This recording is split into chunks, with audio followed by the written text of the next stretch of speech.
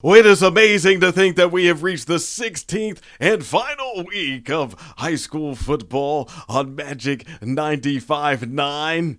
As this afternoon, the top team of the N10, the Carey Blue Devils, play at the OHSAA Division 6 State Championship game.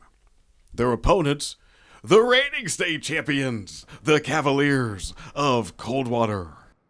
You talk to us week one or talk to anyone, say we're going to be in a state championship, they'd probably have laughed at you. But this team, we stuck together and came together as one, figured out who we were as a football team, and just put our heads down and went to work. Well, Carey is seeking the school's second state title in football. The Blue Devils won it all back in 1975. Coldwater already has 7 state titles in this sport, and 6 other times the Cavaliers finished as the state runners-up. And the main thing that I can tell our players is don't play the ghosts of the past. Those past teams, those 7, state champions are not playing in this game. It's just the team that we're playing now. They have all that, yes. And are they a really good football team? Yes. But we're playing the team that's in front of us right now. And just focus on what we do, focus on us, as we've talked about all year. It's not about what they are, who they do, or whatever. It's about us and how we can make sure that we're ready and that we're doing our job and making sure that our team is together and doing the right things. They have experience here, and we don't. But our defense gonna have to buckle down and shut down their offense, and we're gonna have to sustain drives. Not shoot ourselves in the foot, making stupid penalties.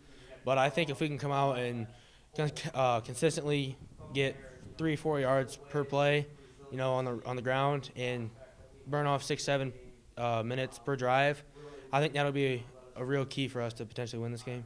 Well, if Carey wins, it'll be the 15th straight. What a journey for this team that lost 1 game all season long. It was the very first week of the season, and 2, a talented Hopewell Loudon squad by a score of 30-15. Our offensive line dominated that game and wore them down in the second half, and we were able to get some key stops when we needed them, got a big turnover when we needed it, and came out with a win. Some wins are better than others, and that week 1 win against Carey, that was a good one. Well, Carey has clearly come a long way since that week 1 defeat. Coming in, that first game we had a tough loss. Everybody was thinking okay, maybe they can pick it up, and then Gallion came along first rough half, and then we came in and just exploded that second half. We came off and really thinking we can do this. We just got to keep driving and keep having a lot of grit. Well, over the course of the season, we've been able to catch up with a number of excellent coaches, and some offered their thoughts on what makes Carey so good. Yeah, Carey's a very physical football team. Carey always plays tough. They play so tough. You can't sit up there and chest fight with these guys because they got some monsters up front. Well, they're big. They got some good talent out there. They're very big up front. We know that. The running back's very big. Not only their size, but their mindset. They play very physical. They get off the ball extremely well. They're hard to move, and they do a good job of keeping you inside and not letting you get the edges, and then they really fly around at the ball. The quarterback is a very good athlete. With the 2 wideouts that they have, that they can stretch the field too, and they line up in a ton of different formations. Well, this week it's the head man for Coldwater weighing in on the Blue Devils. The first thing everybody talks about is the big running back at 260 pounds, but and he's a good hard-nosed, tough dude. But the quarterback, is the guy who can make those big long touchdowns, and you get so focused on the big boy. And all of a sudden, number 10's running around the corner and scoring touchdowns and scrambling when he doesn't like to, when he's thrown and he doesn't like it, he gets out of there and is scrambling around. And their O-line, they got those 2 really big tackles, and one's going to Youngstown State, I think, from what I heard. And so it's a good solid team all the way around. With the 2 tight ends are good high school, 180-pound tough kids. And then defensively, you always trying to search for weaknesses, and it's like, nope, that guy's good, and that corner's all state, and the safety, the quarterback's playing safety back there, one of their best athletes. and so they got a couple big D linemen, and so you try to figure out, like you said, through the scouting and through the film studies, what's going to maybe work. What can we do?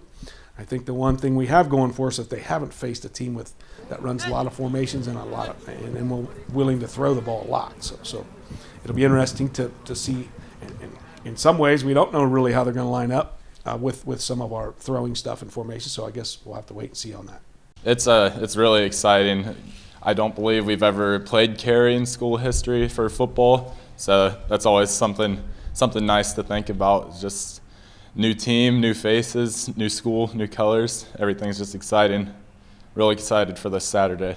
I think the main keys to the game will probably be to stop their run game. They like to run the ball, and that's what they've done well all year. Nobody's been able to stop them yet. So I think stopping their run game, and then for us on offense, just using all our weapons again like we normally do, being able to run and pass and do whatever.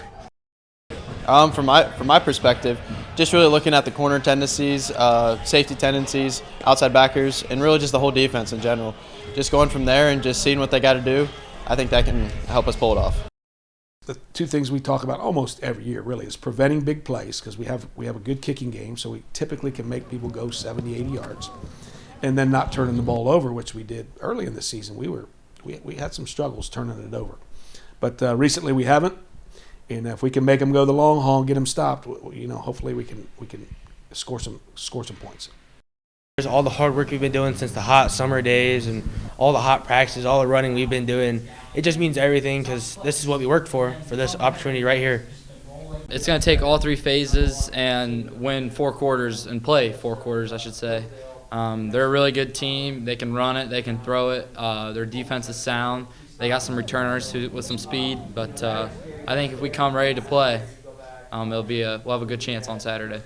We get to control the last because we made it to the end, and I think this group is hungry to not let it be a loss. I think they really want it to end on a high note and end with a win.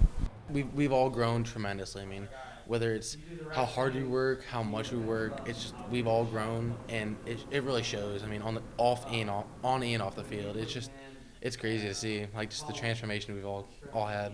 We haven't been in this position in 46 years, but last time we were in this position, we won it. So hopefully we can continue that tradition. Our Kimmel Apparel kickoff show starts at about 2:30. Game time at 3 for our final Matthew Chevrolet Game of the Week this football season. So we look forward to you joining us for all the live play-by-play live from Canton. And we'll have it for you on Magic 95.9, magic959.iheart.com, and the free iHeart Radio app.